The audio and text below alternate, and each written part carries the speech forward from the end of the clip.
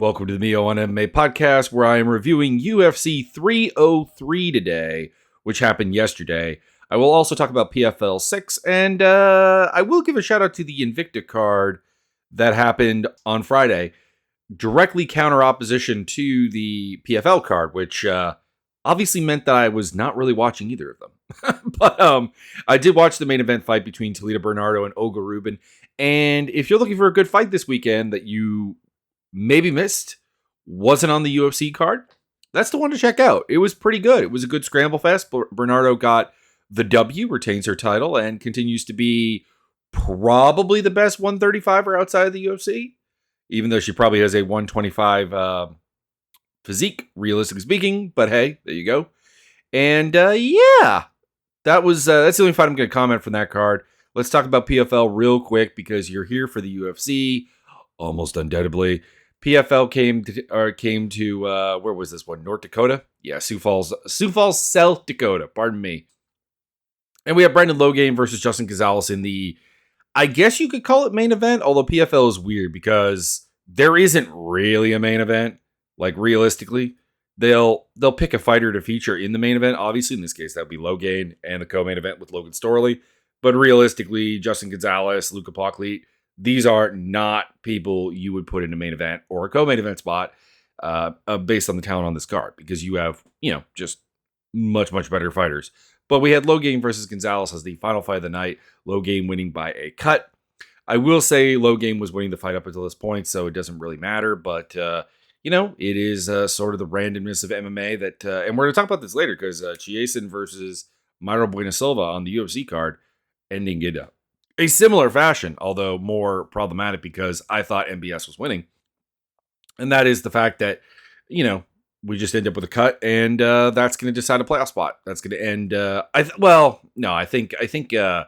I think in fairness, Gonzalez was not going to the playoffs anyways. He needed a first round stoppage to equal the score of Kizarev and Kai Kamaka. And once he didn't get that, he wasn't going anyways. So that didn't really matter. But, it is sort of a flaw of the PFL system of the tournament. And I'm going to talk about that real quick, is that realistically, I think that this whole season thing should be abandoned by the PFL. Don't get me wrong. I would keep something similar. I would do one of two things. Option A, one knockout tournament with reserve bouts being, conducted throughout to, have someone replace them. Basically the old Bellator Pride Grand Prix system. You could do that, and I think that would work out fine. The other option I would do is sort of like a World Cup type scenario in honor of the Euro Cup going on right now and a Copa of America. The group stages where you have 3 or 4 fighters in a group, they fight each other, and the winner goes on. That way you avoid a problem that is going to happen in this season's playoffs where we had a fight on this card, which we'll talk about right now just to get it out of the way, Shamil Musafayev versus Merab Ramazanov, which Musafayev won by knockout in the second round, and they're going to fight each other again in the playoffs because they happen to finish in, I forget if they're second and third or they're first and fourth? First and fourth, yeah. So they're fighting each other again, which seems like just a kind of pointless fight on that kind of really short turnaround. Like, what else is going to change? Ramazanov had limited success with pressuring and trying to wrestle Musayev to the ground, and then got knocked out because he is a pretty bad striker. So, it seems like a waste of a fight, honestly.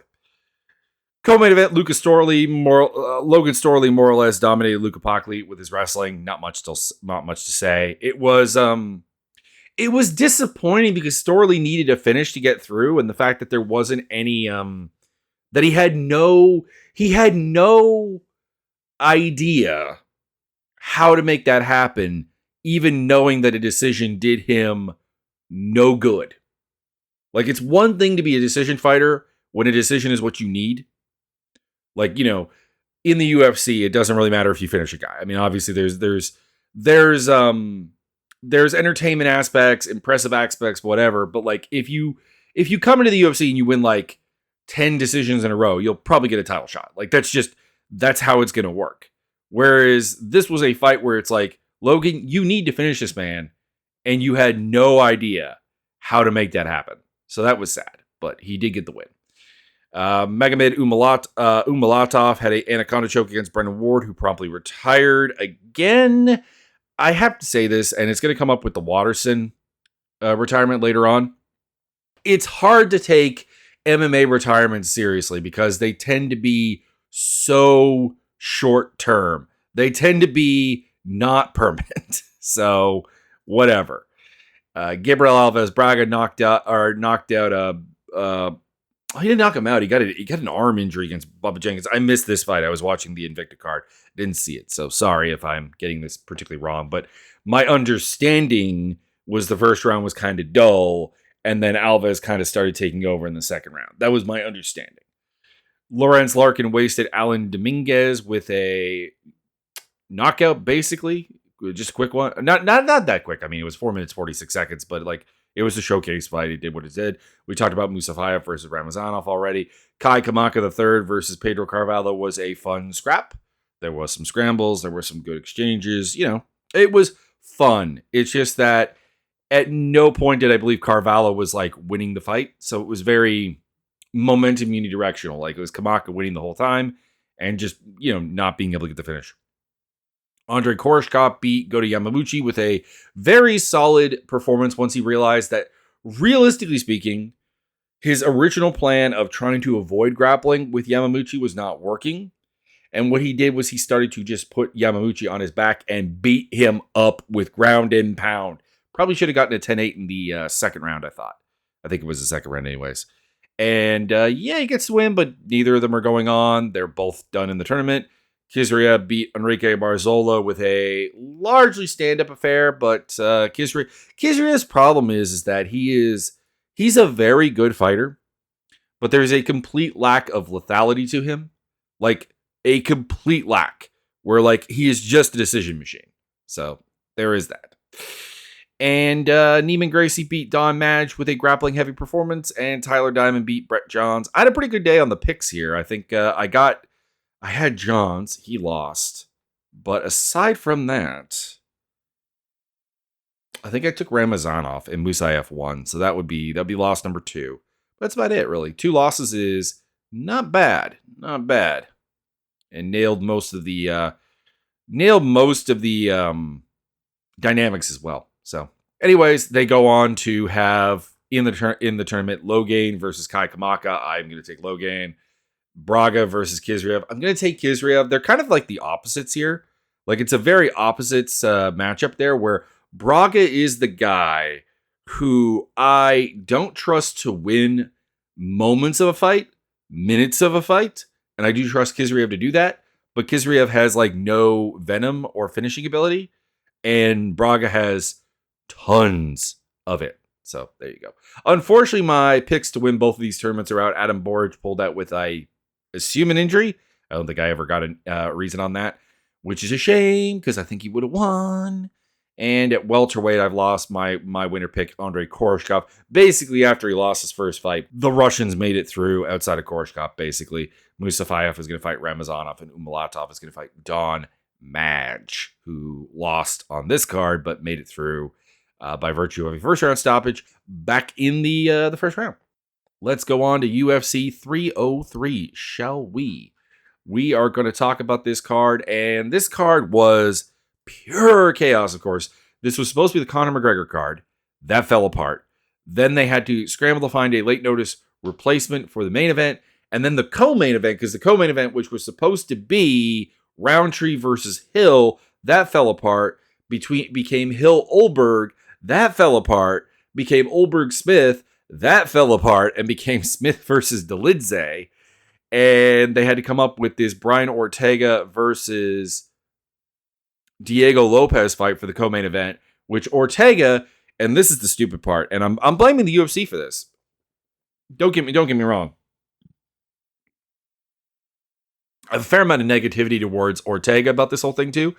But at the same time, listen, the UFC went to Brian Ortega, a guy talking about transitioning to 155, and asked him to make 145, knowing that he had begun the physical transformation and that it would be on short notice. Ortega accepted and then missed weight. basically. He informed them on Thursday that he would not be making the weight, and they moved the fight to 155, which he then did make. He then had a fever afterwards and had to pull out because of illness, and they brought in Dan Ige on 3 hours' notice to fight Diego Lopez in a pay-per-view co-main event. You cannot make this up. And I want to make this clear. That fight should not have happened. It was a good fight. We'll talk about it in depth in a bit. It was a good fight. I applaud Lopez for not only taking that fight, but also handling the Ortega thing with class and aplomb. And I applaud Dan Ige for, stepping up and taking a late notice fight. But the Athletic Commission should not have allowed this to happen. The UFC, frankly, shouldn't have even tried to put this together. And it's just kind of a bad precedent to set. That's my take. The other thing weird, and I'll talk about this now, and I'll probably talk about this when I get to the fight. A lot of people were like amazed that Dan Ige was the one with the deeper cardio here, the deeper gas tank. Spoiler: Lopez kind of faded late. Ige didn't. I don't understand that, people. Ige was in camp, so it's not like he was coming off the couch. He was prepping for his fight with Chepe Mariscal. I want to be clear. This is still short notice. This is still the game that he put together and everything. Like, this is still very impressive. But he didn't have to cut weight. And if you've ever cut weight, that is the thing that is going to plague your gas tank by far more than anything else on the planet. More than a lack of prep. More than, maybe not adrenaline dumping. But like realistically, a large part of, one of the main downsides of weight cutting is a loss of cardio. And Ige did not have to do that. He just kind of showed up weighing about 165 pounds and they fought at 165 pounds. Whereas Lopez had cut down to basically 145. I had heard that he got down to 151 before he was told that it would be a 155 fight. So he cut down that weight, re-upped to 155, and then ended up fighting a guy who hadn't cut weight at all. It makes sense that Ige would have 15 minutes of cardio. It's why training sessions tend to be longer than fights. They tend to be way more than 15 minutes of like hard going in the gym because you didn't cut weight, therefore you have that energy. Anyways, let's talk about Alex Pereira versus Yuri Procházka. I don't have a lot to say about this fight because it ended in the very beginning of the second round. It was largely a lot of what happened in the first fight, but worse, basically. Yuri landing low kick, or Alex landing low kicks. Yuri not having a great response. Like, he had a couple of good blitzes, but he ate a lot of low kicks. He ate a fair amount of the jab and the left hook from Pereira in the first round. Gets dropped right at the end of the round. Actually bad enough that he wanted to grapple. Probably should have been called there, to be honest, but I get it. You're Yuri Procházka's corner. This man is insane. You let him go out there and fight. It's a title fight. It's a big deal. It's a big deal. Goes out in the second round and just gets absolutely nuked by a head kick that probably broke Alex Pereira's toe, if it wasn't already broken, and finishes him with ground and pound. Herb Dean late on the stoppage, in my opinion. I'm not going to dwell on it too much. A lot of people, I don't know. A lot of people were treating this as like a really, really, really, really controversial stoppage, like a really late stoppage, and I'm not there. I have seen worse from Herb Dean. I have seen worse from various referees. I have seen worse this week, so I'm not going to get terribly up and about it. Plus, it is Yuri Procházka. It is what it is. Anyways, Alex Pereira, there's a lot of options on the table here. Obviously, if he's going to defend the 205 title, there are two people in line. Jamal Hill, Magomed Ankalaev, depending on the location. If it's in the Middle East, it'll be Ankalaev. If it's not in the Middle East, it'll have to be Jamal Hill. And a shot at the winner of Aspinall versus Blades is an option. He talked about heavyweight again. Maybe you do the interim title shot.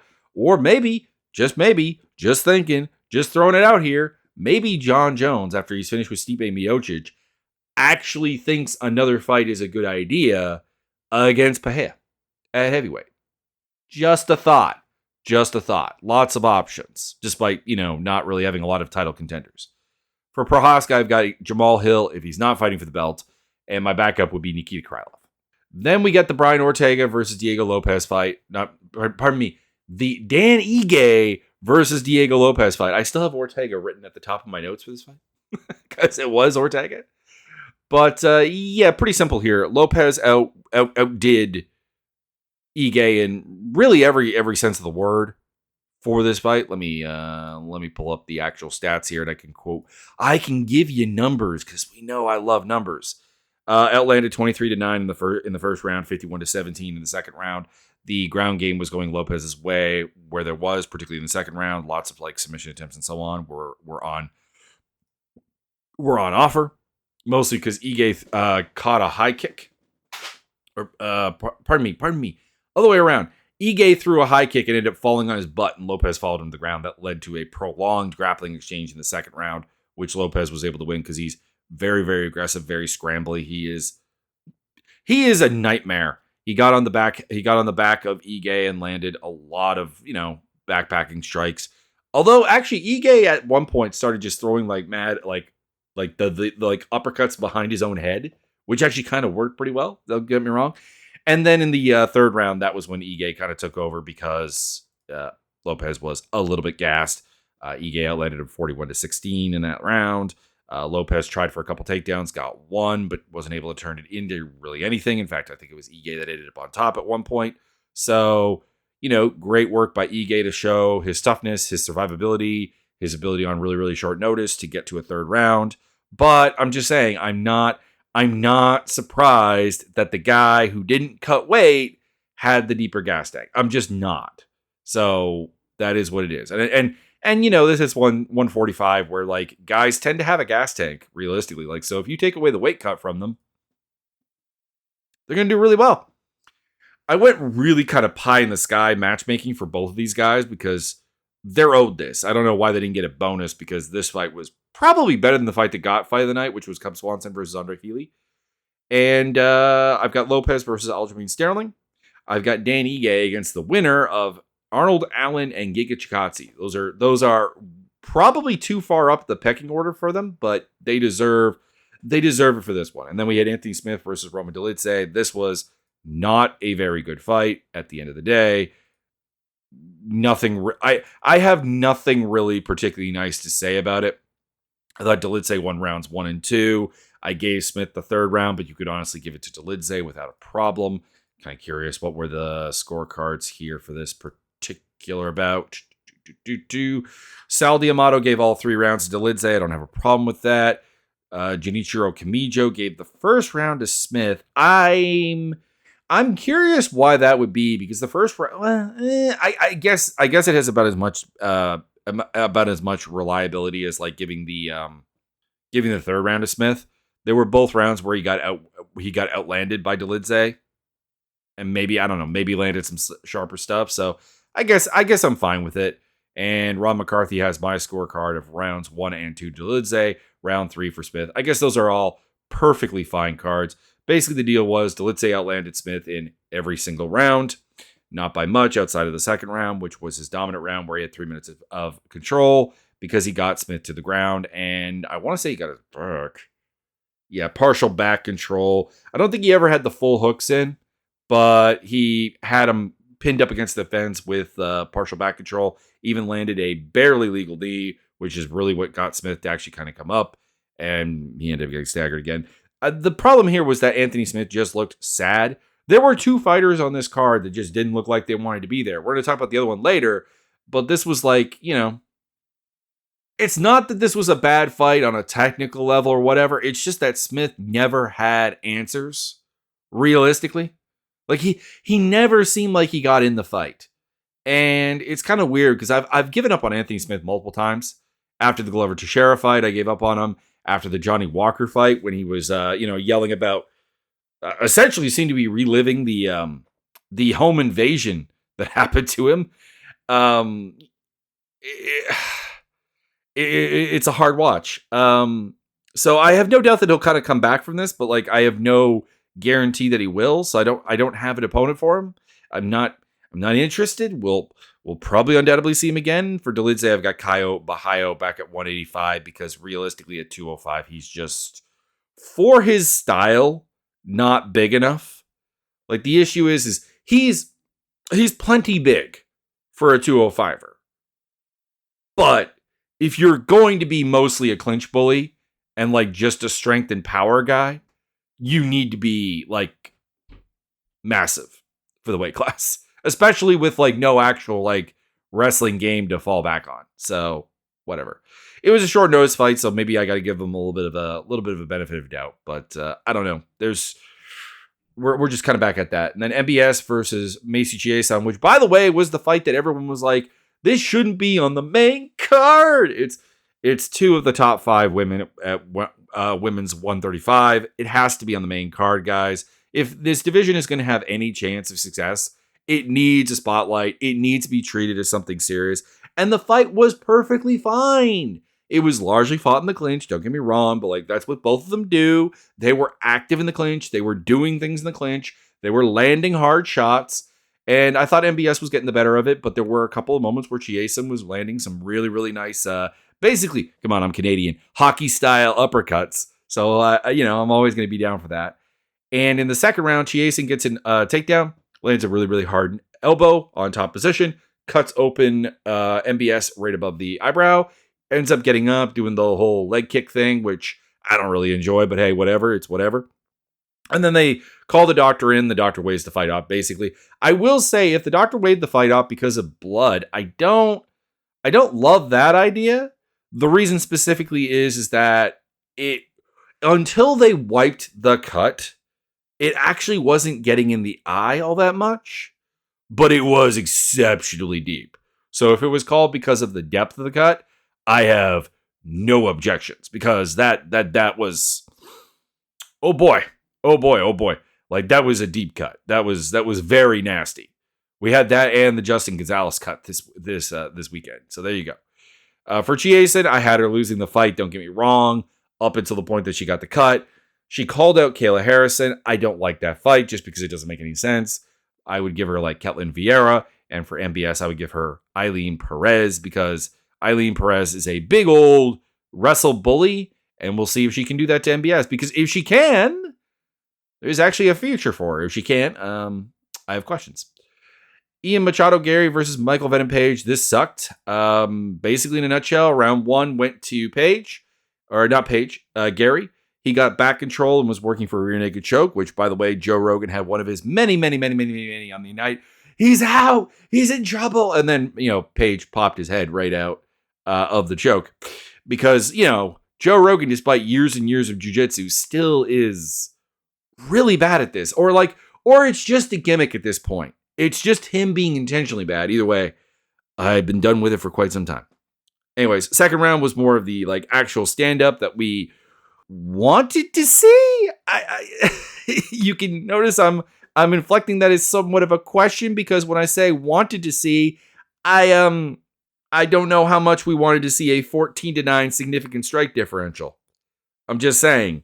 And MVP even got I don't know if they didn't credit him with a takedown. It's more of a guard pull by Gary, but he got on top of him and landed some ground and pound. So he ended up outlanding him 31-10 overall, but like 14 significant strikes. Not great. And then in the third round, Michael Venom Page again got the better of the striking, but he landed all of 14 strikes. And then Gary got him back on the ground and didn't do much, but he got back control and won the round. So 29-28 Gary is the only scorecard I think is appropriate. I don't think this did either guy all that many favors, if I'm being honest, because for Gary, I don't know, it's just not a very good performance. And for MVP, it's a reassuring performance that, like, I don't know, I guess people I don't know, people with MVP keep forgetting that, like, this is the type of fight that you get. It's not that MVP is going to get blown out of the water by anyone good.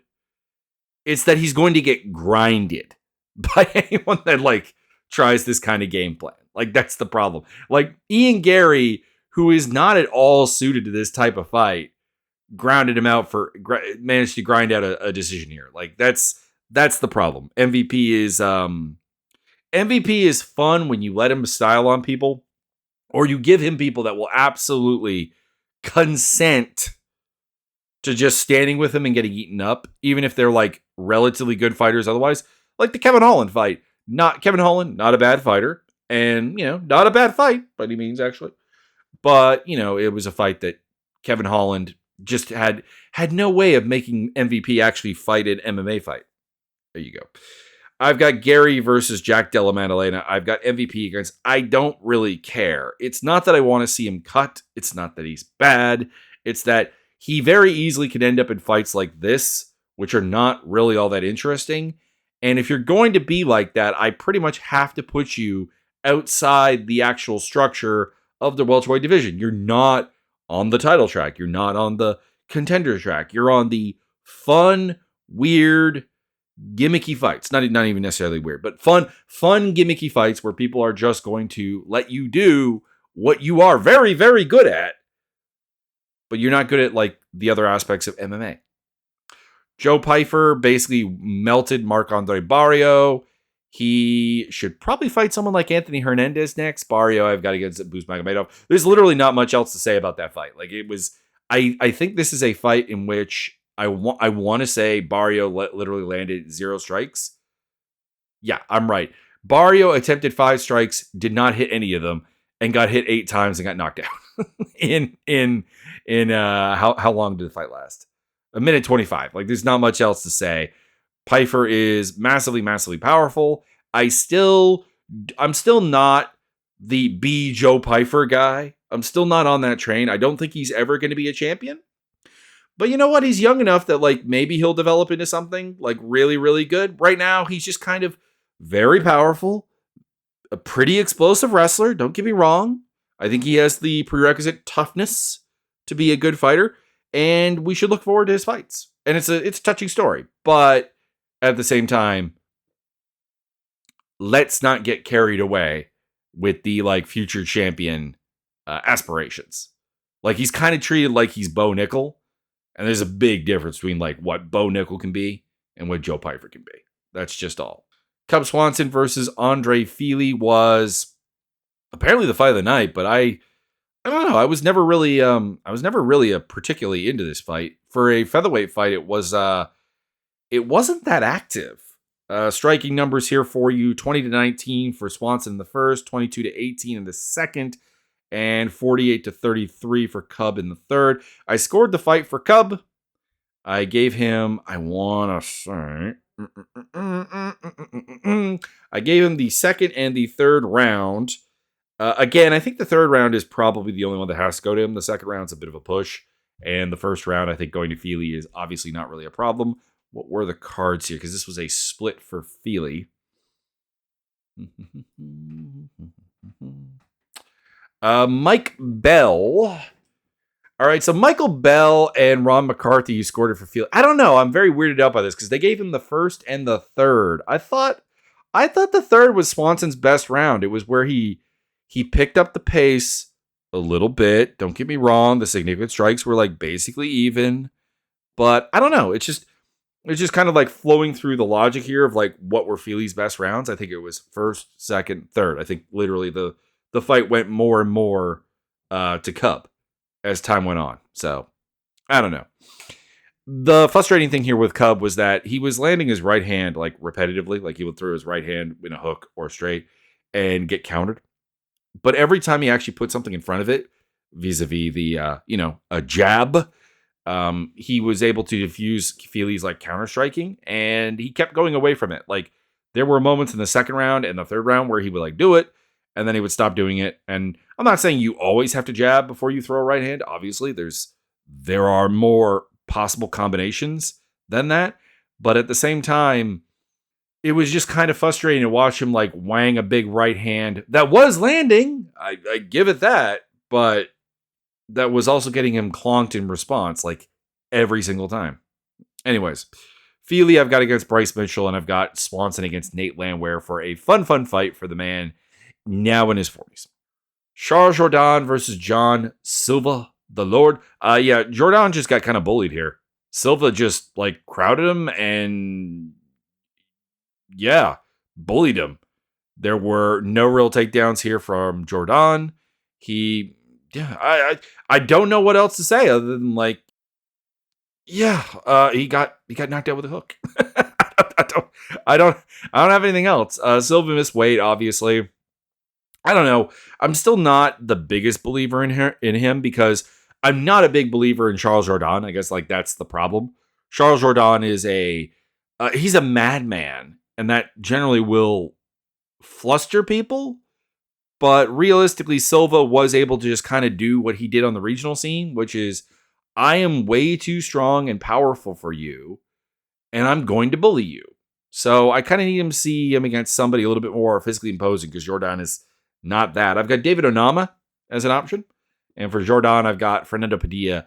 It's a fun fight. It doesn't really do anything for the division, but it is a fun fight. Speaking of like very, very quick knockouts, Payton Talbott knocked out Yanis Gamori. I'm still going to say the minus 2,500 line I was seeing for Talbott is still way too wide. I'm just saying. But Talbott got out there. He melted him. He did his thing. And I think he's going to be really, really, really, really good in the future. I'm not sure if he's a champion material just because his biggest win is over Cameron Simon. So I kind of need to see him fight somebody a little bit more structured and athletic. But you know what? For a 25-year-old fighter, he's done everything you could ask for him. And he melted another dude here. So I've got him against Adrian Yanez because he called out Yanez. And I'm fine with it. That seems perfectly fine. And Gamori, I've got him against Dana White Contender Series fodder. I'm told by more European-centric MMA fans that he is good and that I shouldn't write him off. But he is 0-2 now. So something kind of easy is inevitably on the table. And then Jillian Robertson versus Michelle Waterson Gomez. This was Robertson taking her down, doing what she wanted with her. Basically, she got an 8. I had a 10-8 first round. I gave 10-9s in the second and the third, but you could honestly go 10-8s across the board. The only thing that really Robertson probably should learn from is that she went for a significant submission attempt at the end of like the first and the second round, but with like 30 and 40 seconds left on the clock, and was not going to finish them.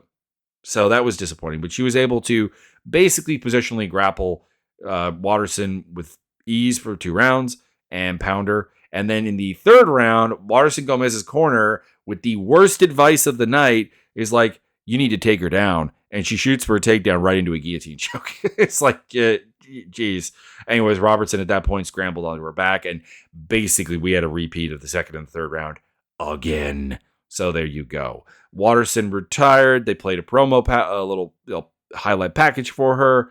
See, I would have personally not done this fight. I said it again. If you're going to tell me Michelle Waterson's in her last fight, open up the atomweight division with it. Do it.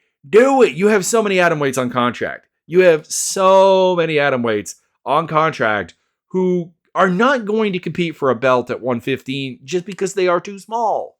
That's just the end of it. Anyways, good luck in retirement, Michelle Waterson Gomez, and let's try and make it actually like a thing. For Jillian Robertson, I've got Luana Pinheiro as a next opponent. Andre Arlovski versus Martin Buday, talking about people who should probably retire. Andre Arlovski, but hey, man, you're being paid 6 figures to do this. Go for it. I'm not gonna hate the player. I'm gonna hate the game. This was just a bad fight. I gave all 3 rounds to Buday. They were not definitively Buday's. If you went 30-27 Arlovski, I would have no energy to actually resist it at all. But I do think Buday won. I thought his knees in the clinch were the best strikes of the fight. But this was largely spent in the clinch. There wasn't a lot happening. Not a lot of activity. It was a typical heavyweight regional fight, frankly, when you don't have a highly athletic prospect.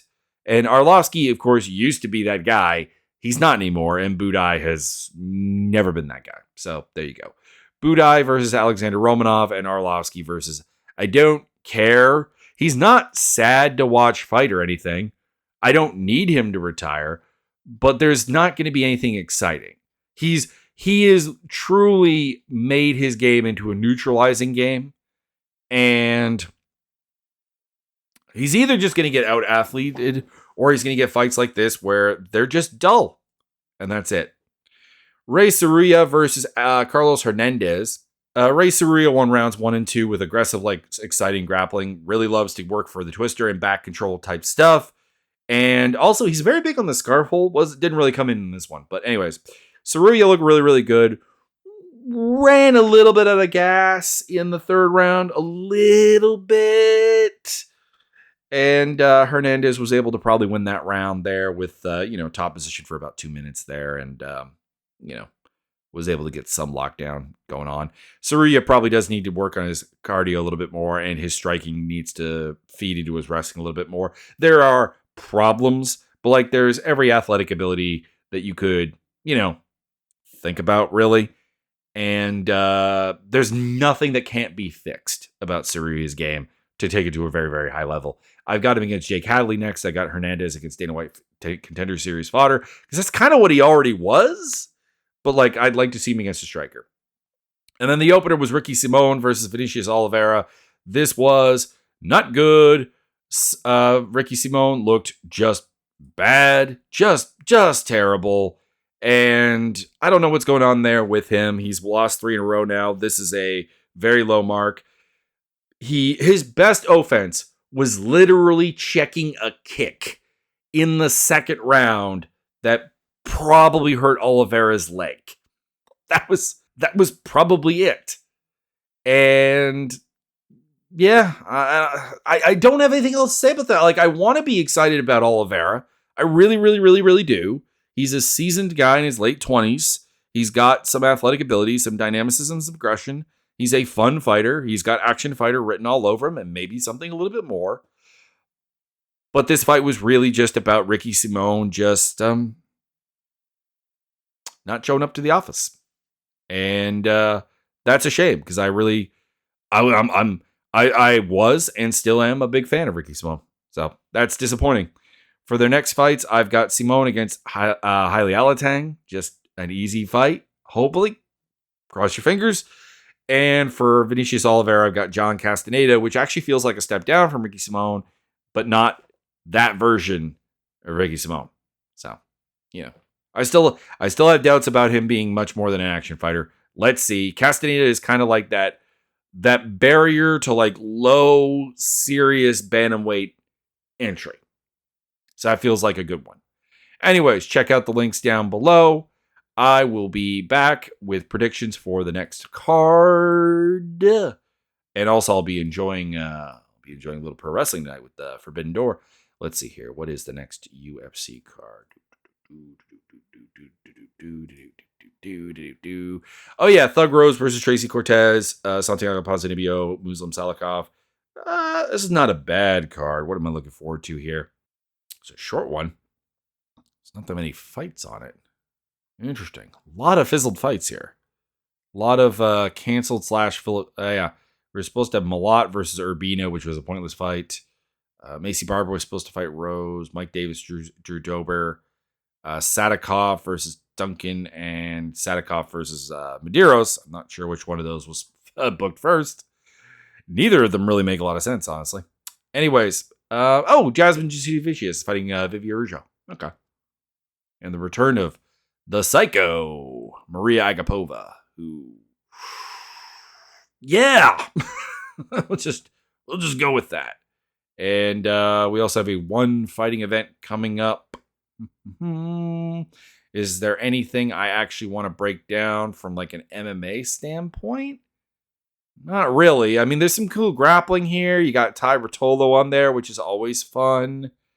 You've got Kirill Grashenko, who's one of the better heavyweights outside of the UFC, honestly. Fighting Ji-Won Kang. Omar Khan is on the card. Okay. Nah, I probably won't break down any of this. The most interesting thing is the Rotolo versus Chen fight. Grappling match. So there you go.